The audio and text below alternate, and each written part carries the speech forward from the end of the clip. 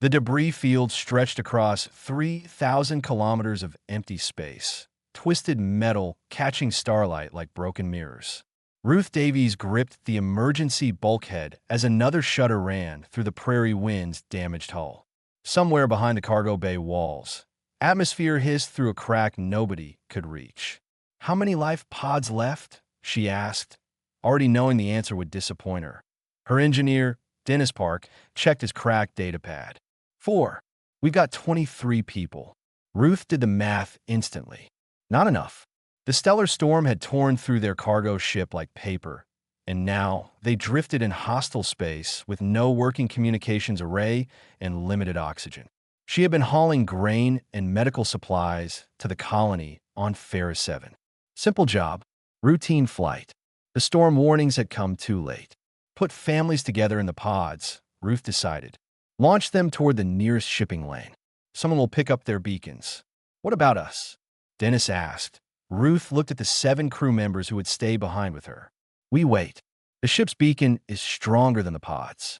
If anyone comes, they'll find us first." 3 days passed. The oxygen recyclers coughed and wheezed. Ruth rationed the emergency supplies and kept her crew busy with repairs that probably didn't matter. Staying busy kept panic away. On the 4th day, the sensors picked up multiple ships dropping out of faster-than-light travel nearby. "Thank God," Dennis breathed. "Rescue." But Ruth felt ice in her stomach as she watched the sensor data. 12 ships, military grade, and their configurations didn't match any human design she knew. The communications panel crackled to life with a language that sounded like rocks grinding together, then switched to heavily accented English. "Unknown vessel. You are in Dominion space. Prepare for boarding." Ruth exchanged glances with her crew. The Galactic Dominion. She had heard stories from other freight captains. The Dominion controlled hundreds of star systems and didn't like trespassers. She activated the transmitter with shaking hands. "This is cargo ship Prairie Wind, Earth Registry. We suffered storm damage and drifted off course. We need assistance, not boarding." The response came cold and final. "Irrelevant. Prepare for boarding or be destroyed." The Dominion soldiers came through the airlock in armor that made them look like walking tanks.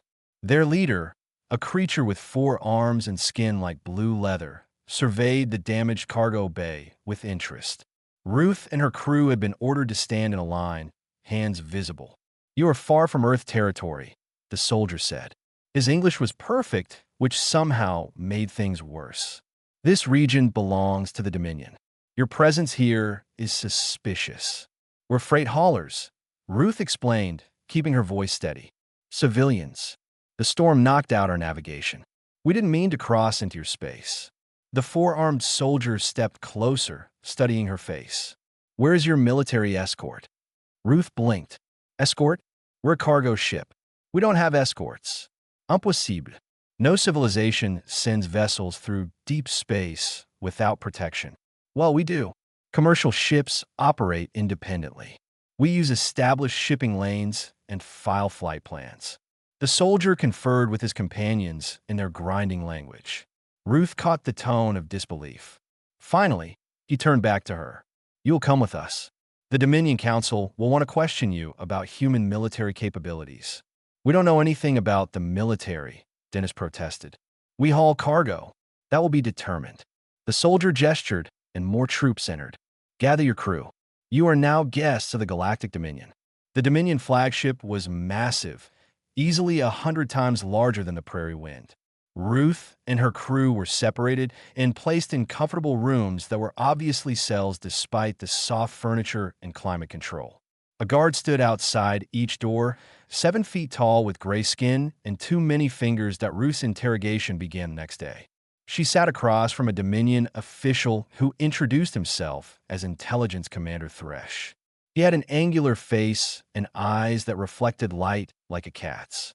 "Tell me about Earth's military structure," Thresh demanded. "I don't know much," Ruth answered honestly. "I haul freight. I know we have a defense force and some peacekeeping units. That's about it. Your ship carried no weapons. No shields worth mentioning. No armor plating. Yet you traveled through dangerous space. That's normal for civilian vessels. Thresh leaned forward. Where was your escort fleet? I told your soldiers. We don't use escorts for commercial routes. You expect me to believe Earth sends defenseless ships into deep space. Ruth shrugged. Attacks on commercial shipping are rare. Most civilizations respect trade vessels. The bigger threat is usually stellar phenomena, like the storm that hit us. Thresh studied her for a long moment.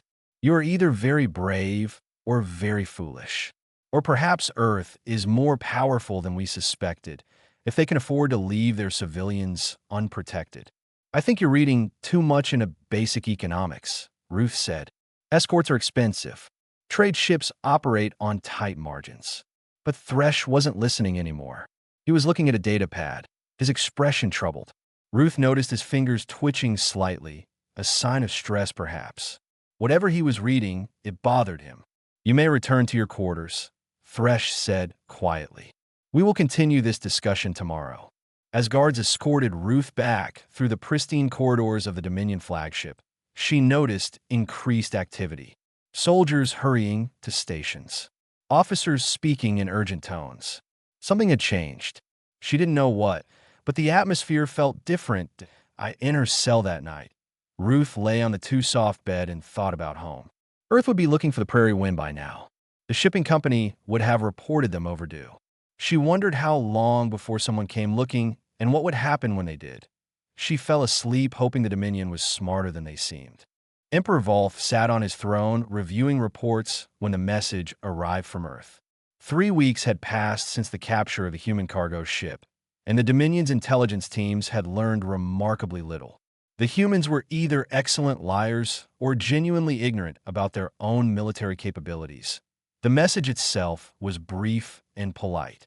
The Human Coordination Assembly requested the immediate return of the Prairie Wind survivors. No threats, no demands for compensation. Just a simple request delivered through standard diplomatic channels. Volth dismissed it immediately. They send one message and expect us to comply. Do they think we fear them? His war council agreed. General Mord, a veteran of 30 campaigns, laughed openly. Their cargo ship had no weapons. No shields. If this represents their technology, they are centuries behind us. Perhaps we should make our own demands, suggested Chancellor Bryn. Access to their star charts. Trade concessions. A formal acknowledgement of Dominion superiority in this region. Volth approved the response personally. He made it clear that Earth would need to negotiate properly if they wanted their people back. The Dominion had questions that needed answering. Cooperation would be rewarded. Defiance would have consequences. Meanwhile, Ruth had settled into an uncomfortable routine aboard the Dominion flagship. Daily interrogations. Meals delivered to her cell. No contact with her crew. She spent her time talking with the guards, particularly a young soldier named Prill who seemed more curious than hostile. Why does your ship have no weapons? Prill asked one day while escorting her to another interrogation. Because it's a cargo ship, Ruth explained for the 100th time. We don't need weapons. We haul grain and medicine and manufacture goods between worlds. But space is dangerous. Not really. Most species respect commercial vessels. Pirates are rare.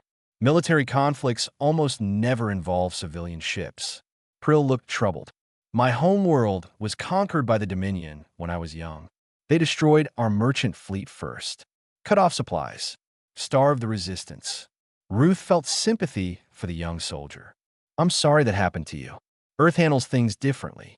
We have strict rules about protecting civilian infrastructure, even during wartime. You have many wars on Earth. We used to. Hundreds of years ago, we fought constantly. Nation against nation. Sometimes the whole planet got involved. Tens of millions died in some conflicts. Prill stopped walking. Medial? In single wars. The big ones, yes.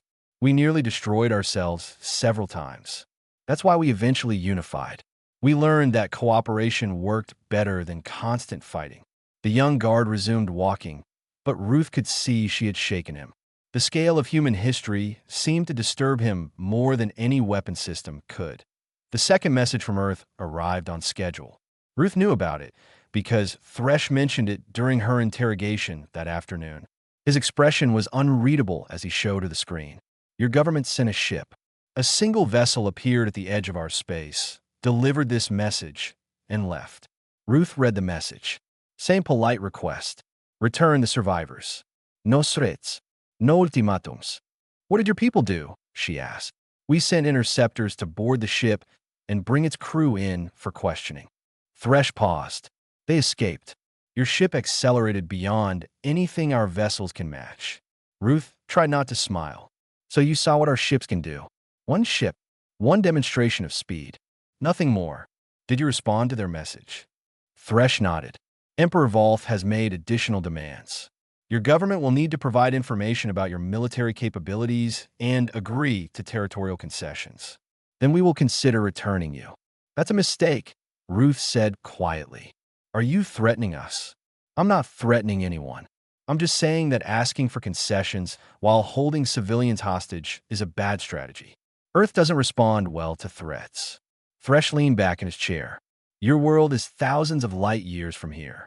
You have no military presence in this region. Your cargo ship was unarmed and undefended.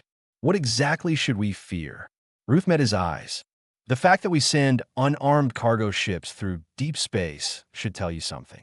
Either we're idiots or we're confident nobody would dare attack our civilians. Which do you think is more likely? For the first time, Thresh looked uncertain. He dismissed her without further questions. 2 days later, alarms began blaring throughout the flagship. Ruth heard boots running past her cell, shouted orders in the Dominion language. Prill appeared at her door, looking frightened. What's happening? Ruth asked. Fleet detected. Human ships. Many of them. Ruth felt relief wash over her. How many? Over 100.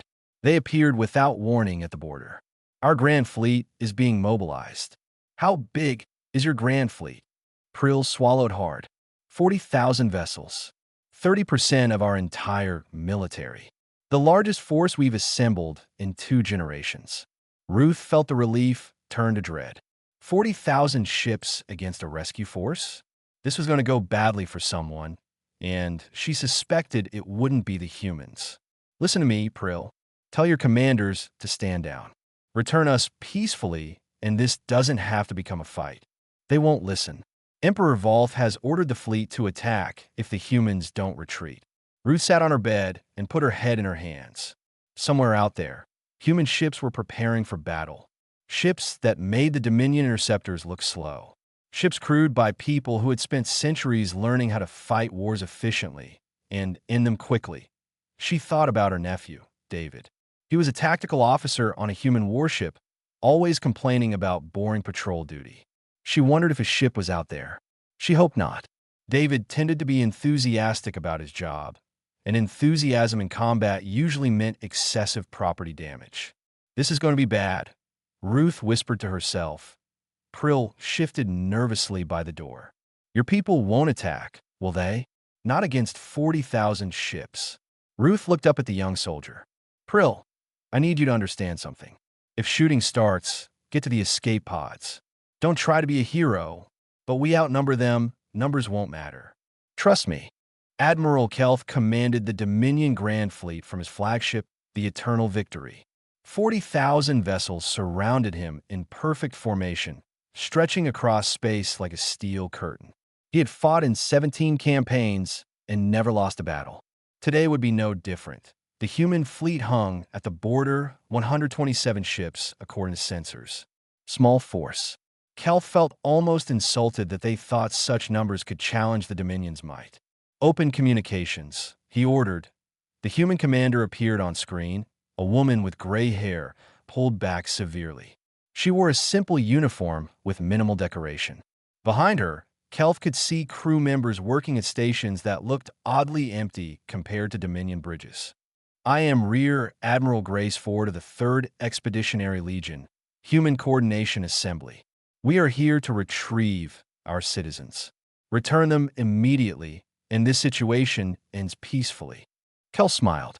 I am Admiral Kelth of the Dominion Grand Fleet. You face 40,000 warships. I suggest you retreat while you still can. I don't think you understand the situation, Ford said calmly. This is your final warning. Return our people now. Or what? You'll attack with your tiny force. Kelf laughed. Surrender your vessels, and we might show mercy. Ford's expression didn't change. So be it. All Legion units, weapons free. Execute pattern Delta 7. The communication cut off. Kelf turned to his tactical officer. Prepare to engage. Show them what happens when the sensor officer interrupted. Sir, the human ships are releasing objects. Thousands of them. Kelf watched his display fill with red dots. The 127 human ships had each launched what looked like fighters or missiles. But they moved with unnatural precision, forming patterns that confused his targeting computers. Point defense systems, engage. Kelf ordered. The Dominion fleet opened fire. Energy beams lanced through space, hitting targets. But for every small craft destroyed, 3 more slipped through. They moved too fast, changed direction too quickly. The patterns they formed seemed designed to confuse automated targeting. Then the small craft began firing back. Kelf watched in disbelief as Dominion shields flickered and died. The human weapons didn't behave like normal energy weapons. They seemed to phase through defensive barriers, striking hulls directly. Explosions blossomed across his fleet. How are they doing that? His tactical officer shouted. All ships evasive maneuvers. Target the larger human vessels. But the 127 human ships had started moving now, weaving through the Dominion fleet with impossible agility. They didn't fight like warships. They fought like predators, isolating targets and destroying them with clinical precision. Kelf's communications panel exploded with distress calls. Ships reporting critical damage. Entire squadrons going dark. The Grand Fleet's perfect formation dissolved into chaos as captains desperately tried to protect themselves. Focus fire on the command ship, Kelf ordered. If we take out their admiral, they'll break.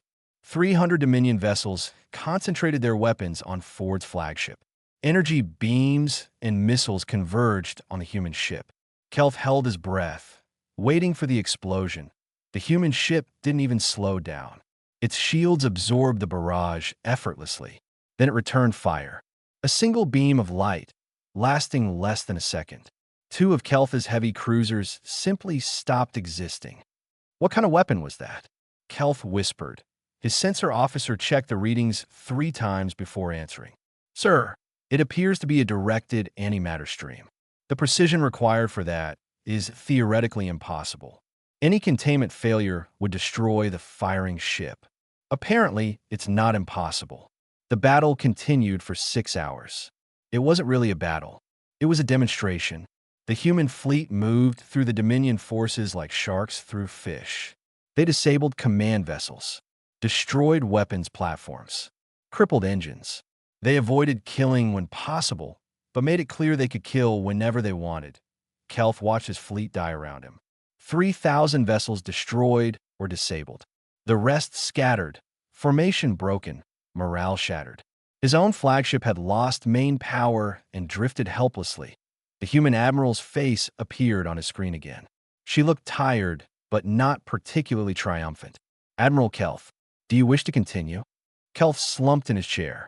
No, I surrender. Call off your attack. Surrender accepted.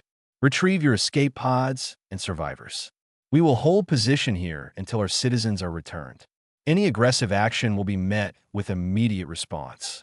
The screen went dark. Kelf looked around his damaged bridge at the shocked faces of his crew. Nobody spoke. What was there to say? They had brought 40,000 ships against 127 and been destroyed. His communications officer worked frantically to restore contact with the Dominion capital.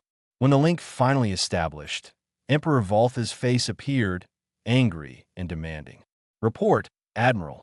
What is happening? Kelf chose his words carefully. Your Majesty, the Grand Fleet has been defeated. We need to return the human prisoners immediately. Voltha's expression went through several changes. Disbelief, anger, fear. Defeated? You had 40,000 ships. The humans have weapons we cannot counter. Technology we do not understand. They destroyed 3,000 vessels while losing only 4 of their own. If we continue this conflict, they will annihilate us. For ships, you lost 3,000 and only destroyed 4. Yes, Your Majesty. The Emperor sat in silence for a long moment.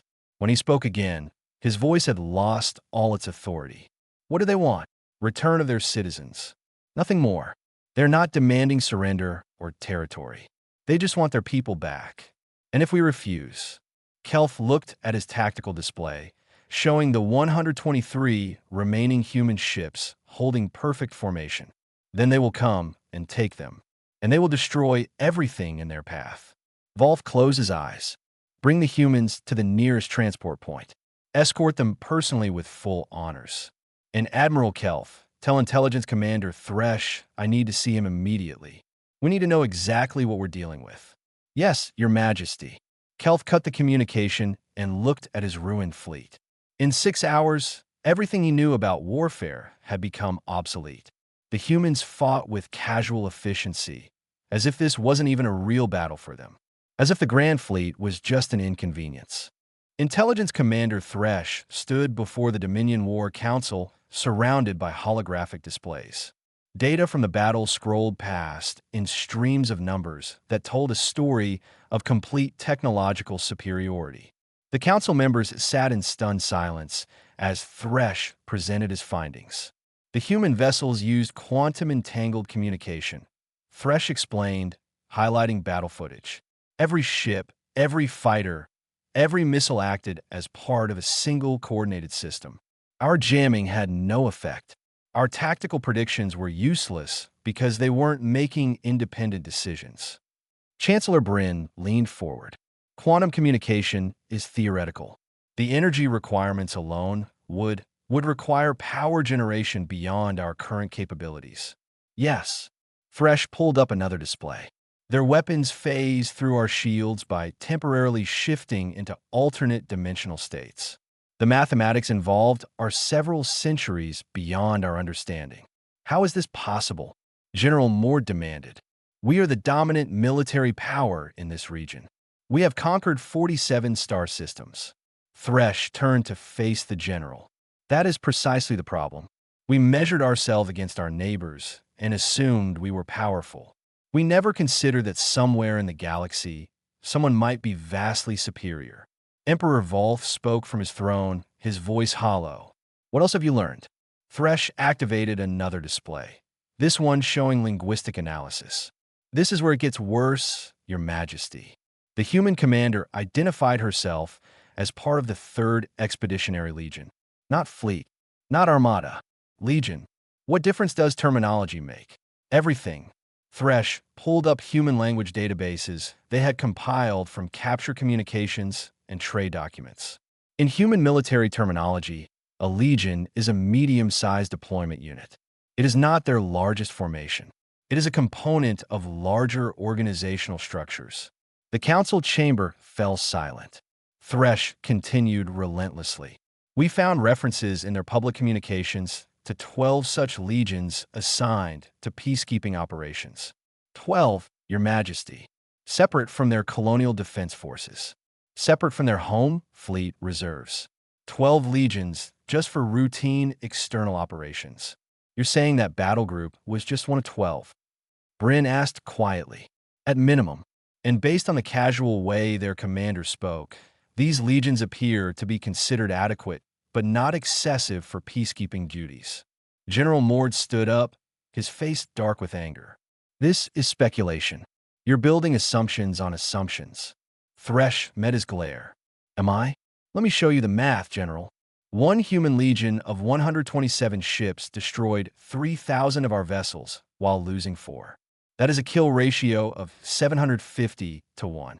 If humans have 12 such legions operating externally, they could field approximately 1,500 ships of similar capability. I'm not finished. Those 1,500 ships could theoretically destroy 1.1 million Dominion vessels, while losing only 1,500 of their own. Our entire military consists of 130,000 ships. General, they could destroy us 8 times over with just their peacekeeping forces. The silence in the chamber was absolute. Thresh pressed on. But it gets worse.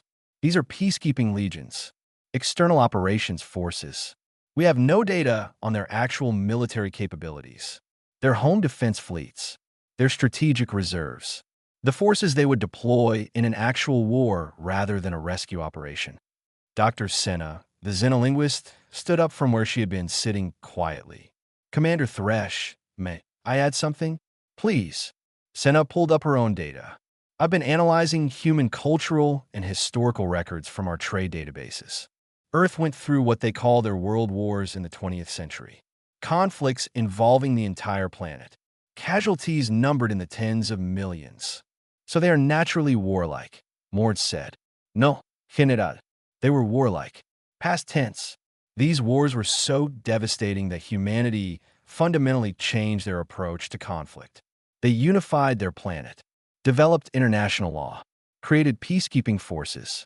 The very fact that they maintain separate peacekeeping legions distinct from their military suggests a sophisticated understanding of force escalation.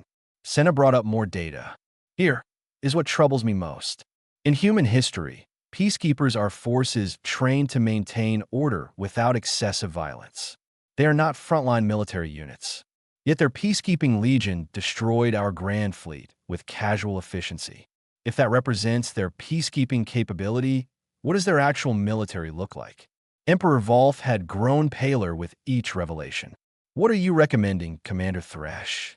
Immediate cessation of all hostilities. Return of the human civilians with full honors and reparations. A formal apology to the Human Coordination Assembly. And then, Your Majesty, we pray they accept. Reparations? Apologies? We are the Galactic Dominion.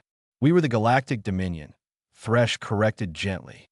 Now we are a regional power that made the mistake of threatening something vastly more powerful than ourselves. Our only hope is that humans value peace enough to let us survive our stupidity. Chancellor Bryn spoke up. What if they decide to conquer us? If they have this kind of power, why would they stop at rescuing their civilians? Because they didn't have to send a legion at all, Senna answered. Think about it. They knew we held 23 civilians. They sent 127 warships capable of destroying our entire military. That is not the behavior of a civilization planning conquest. That is the behavior of a civilization making a point. What point? Don't mess with our people. Senna looked around the council chamber. They could have sent a diplomatic protest. They could have sent a small strike force. Instead, they sent overwhelming power and demonstrated restraint. They disabled when they could have destroyed. They stopped when we surrendered. They are teaching us a lesson without annihilating us. Thresh nodded. Dr. Senna is correct. The humans are showing mercy. If they wanted to conquer us, they would have pressed their advantage. Instead, they are waiting patiently for us to return their people. Emperor Volf stood up slowly. Prepare the human civilians for immediate transport. Full diplomatic honors. Prepare a formal apology. And, Commander Thresh, I want detailed reports on everything we know about human capabilities. If we survive this, we need to completely reevaluate our position in the galaxy. Yes, Your Majesty. As the council filed out, Thresh remained behind, staring at the data displays. One legion, just one peacekeeping legion, had shattered the Dominion's military pride. Somewhere out there, Earth maintained forces that made this legion look small. The truly terrifying part was that humanity had been their neighbor for decades, trading peacefully, never threatening anyone. They had hidden in plain sight, and the galaxy had never suspected. The emergency summit of the Confederation of Outer Worlds convened on the neutral station Harmony Point 3 weeks after the Dominion incident. Representatives from 23 species filled the circular chamber, their conversations creating a buzz of concern that echoed off the walls. Ambassador Patricia Wong entered quietly, accompanied by only 2 aides. She wore a simple gray suit that contrasted sharply with the elaborate ceremonial garments worn by other delegates. Several representatives stopped talking as she passed, watching her with expressions ranging from curiosity to barely concealed fear.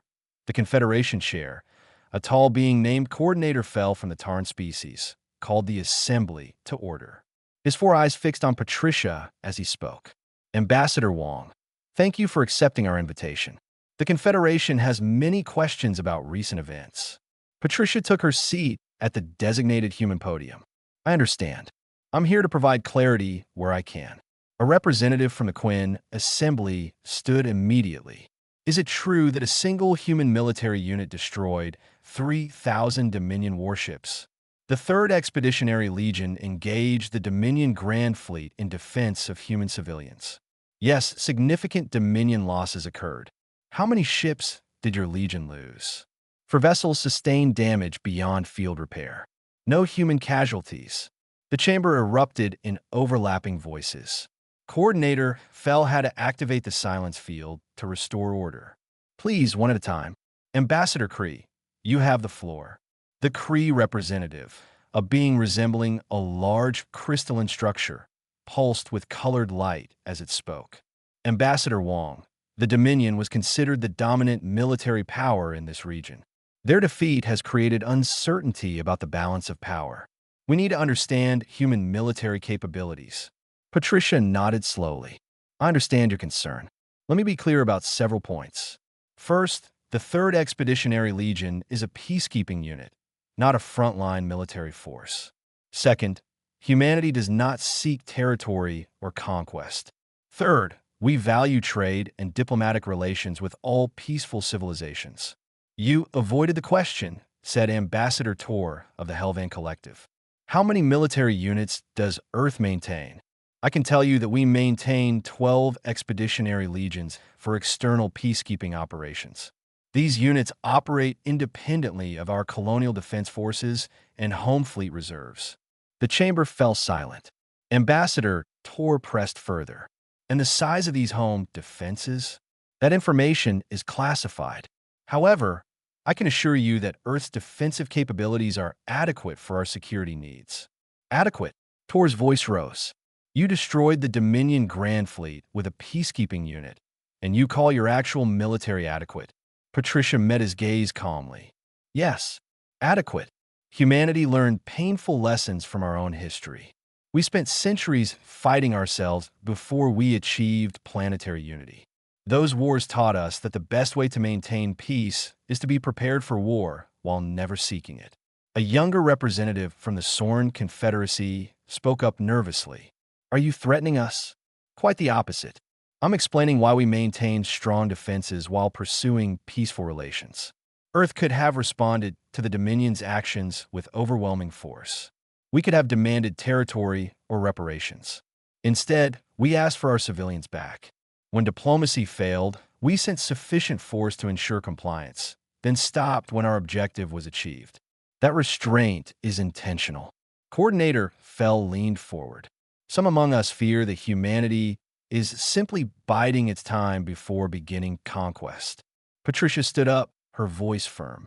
If Earth wanted to conquer the known galaxy, we would have started decades ago when we first made contact with other civilizations. Instead, we established trade agreements. We shared technology where appropriate. We respected your borders and your sovereignty. Our actions speak for themselves. Then why hide your military strength? Demanded Ambassador Kree. We didn't hide it. We simply didn't advertise it. There's a difference. Flaunting military power creates fear. Fear creates enemies. We prefer to be known as reliable trade partners rather than potential threats. That strategy has served us well for decades. A senior representative from the Morn Republic, Ambassador Solace, spoke for the first time. Her species have been spacefaring for thousands of years, far longer than most present. Ambassador Wong, I have studied human history through your public records. Your species has an interesting pattern. You are capable of incredible violence, but seem to genuinely prefer peace. Why? Patricia smiled slightly. Because war is expensive, inefficient, and causes suffering. We learned that cooperation produces better outcomes than conquest. Trade builds wealth for everyone. Diplomacy resolves conflicts before they become violent. These are not complicated concepts, but they took us centuries to fully embrace. Yet you maintain massive military forces. Because preferring peace doesn't mean we're naive. The galaxy contains threats. Pirates, aggressive empires, unexpected dangers. Our military exists to protect our people and, when asked, to help protect others. But it is a defensive tool, not an offensive weapon. Coordinator Fell called for a brief recess. When the assembly reconvened, he announced a vote. The Confederation must decide how to respond to humanity's revealed capabilities. The proposal is to establish formal military cooperation agreements with Earth, treating humanity as a partner rather than a potential threat. The vote was unanimous. Every representative agreed. Patricia noted that the enthusiasm varied. Some representatives looked relieved, others resigned, but all recognized the practical reality. Fighting humanity would be suicide. Working with humanity offered security. After the formal session ended, Ambassador Solace approached Patricia privately. "May I ask you something off the record?" "Of course." "How many ships guard Earth itself?" Patricia considered her answer carefully. "Enough that I sleep peacefully at night, knowing my home world is safe." "That's not an answer. It's the only answer I'm authorized to give. But I'll tell you this, Ambassador. The 12 expeditionary legions represent forces we can spare for external operations. Draw your own conclusions." Solace looked at her for a long moment. "Your people are either the most dangerous force in the galaxy or the best thing that ever happened to it. Perhaps both. We prefer to think we're just practical neighbors who happen to have good locks on our doors." As Patricia left Harmony Point that evening, she reflected on the meeting. Fear motivated the Confederation's cooperation, but fear could transform into respect over time. Humanity had shown its strength. Now, they needed to show their reliability. 6 months had passed since the incident, and the galaxy had settled into a new understanding. The Galactic Dominion, once aggressive and expansionist, now focused on trade and cooperation. Emperor Volth had signed mutual defense treaties with 6 neighboring systems and opened previously restricted trade routes. Intelligence Commander Thresh sat in his office reviewing the latest intelligence reports. His desk was covered with data about humanity, analysis that had become his obsession. Other intelligence services across the galaxy now requested his briefings. His report, titled The Sleeping Giant Protocol, had become required reading in 17 different military academies. A young analyst entered carrying another stack of reports. "Sir, the latest data from the human trade networks." Thresh took the datapad and scrolled through it. Shipping manifests, economic reports, public news feeds, nothing classified or secret. Yet each piece added to the puzzle he had been assembling. "Look at this," he told the analyst. Human commercial traffic increased by 40% in the last 6 months. 40%. After demonstrating they could destroy any military that threatened them, they choose to expand trade instead of territory. Is that significant? It's everything. A conquering species would press their advantage. Humanity went back to selling grain and machine parts. The analyst looked confused. "Then they're not a threat?" Thresh laughed bitterly. "They're the biggest threat in the galaxy precisely because they choose not to be threatening. Do you understand? They could take whatever they wanted, but they prefer to buy and sell. That makes them unpredictable and therefore dangerous." Across the galaxy on Earth, the Human Coordination Assembly conducted its quarterly review. Ruth Davies attended as a special guest, having become something of a celebrity. News services had interviewed her extensively about her captivity and rescue. She sat in the observation gallery watching assembly members debate trade policies and diplomatic initiatives. It all seemed remarkably boring after her experience, but she appreciated the normalcy. After the session, Rear Admiral Grace Ford approached her. The Admiral had been promoted after the successful rescue operation and now commanded the entire 3rd Legion. "How are you adjusting?" Ford asked, still processing it all. "One day, I'm hauling grain. Next day, I'm an international incident." Ford smiled. "You handled yourself well. Your conversations with the Dominion guards provided useful intelligence. I just talked to them like people." Young Prill seemed decent despite working for an empire that had conquered his homeworld. That capacity for empathy is very human. It's also strategically useful. Thresh apparently based part of his analysis on reports from guards who interacted with you and your crew. You showed them we were normal people, not monsters. It made surrendering easier. Ruth considered this. "I never thought of casual conversation as a weapon. Everything is a weapon in the right context. But that's not why I wanted to talk. The Assembly is considering sending you on a diplomatic tour. Several civilizations want to meet the civilians whose rescue started everything. Me? I'm just a freight captain. Exactly. You're not a politician or a military officer. You represent the ordinary humans that other species need to understand. You're living proof that we're not conquerors, just people trying to make a living. Ruth thought about her nephew David, who had indeed been part of the rescue fleet.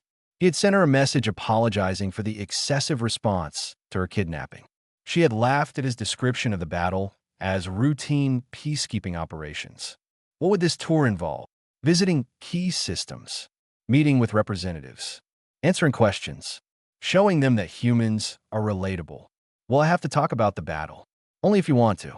Mostly, they'll want to understand human culture and values. The military part they can get from analysis. What they need is context. Ruth agreed, though she felt unqualified for such responsibility. Over the next 3 months, she traveled to 12 different star systems, speaking at universities and diplomatic functions. The questions were always similar. What do humans want? Why do you maintain such powerful forces? Can we trust you? Her answer evolved over time, but remained fundamentally honest. We want the same things most species want. Safety for our families. Fair trade. A chance to build better lives. We maintain strong defenses because history taught us that being weak invites aggression. And yes, you could trust us because we've had decades to attack and chose not to. On her final stop, she visited the Dominion homeworld. Emperor Volf hosted a formal dinner in her honor, a gesture of reconciliation. Thresh attended as well, now serving as the Dominion's chief of intelligence. I apologize for your treatment, Volf said during the meal. We acted out of fear and ignorance. Ruth nodded graciously. You acted according to your understanding at the time. The important thing is that you learned. Thresh leaned forward. May I ask you something that has bothered me for months? Of course. When I first interrogated you, you seemed calm, not frightened. Were you pretending? Ruth smiled. I was concerned, but not terrified. I knew Earth wouldn't abandon us. And I knew we had family in the 3rd Legion who would be upset if we weren't returned safely. Family. My nephew serves as a tactical officer on a human warship. He's very protective. If the situation had escalated further, he would have been unhappy. Thresh looked ill. Your nephew was part of the rescue fleet. Probably. The 3rd Legion operates in this region. He complains about boring patrol duty in his messages home. The intelligence commander absorbed this information. So your confidence came from knowing your family would come for you. Exactly. That's very human, isn't it? We take care of our own. Later that evening, standing on a balcony overlooking the Dominion capital, Ruth reflected on everything that had happened. A simple cargo run had turned into a galactic incident. Her rescue had revealed humanity's true strength. And somehow, peace had emerged stronger than before, in orbit high above. Invisible to ground observers, the 12th Legion maintained its watch. Sensors monitored space traffic. Crews ran drills. Officers reviewed tactical data. They hoped they would never be needed, but they remained ready. Below, trade ships moved through established lanes. Human cargo vessels hauling grain and medicine and manufactured goods, just as Ruth had done before her capture. They traveled without escorts, confident in their safety. The galaxy had learned an important lesson. Humanity protected its own with overwhelming force, but preferred cooperation over conflict. It was a balance that kept the peace, built on strength wielded with restraint.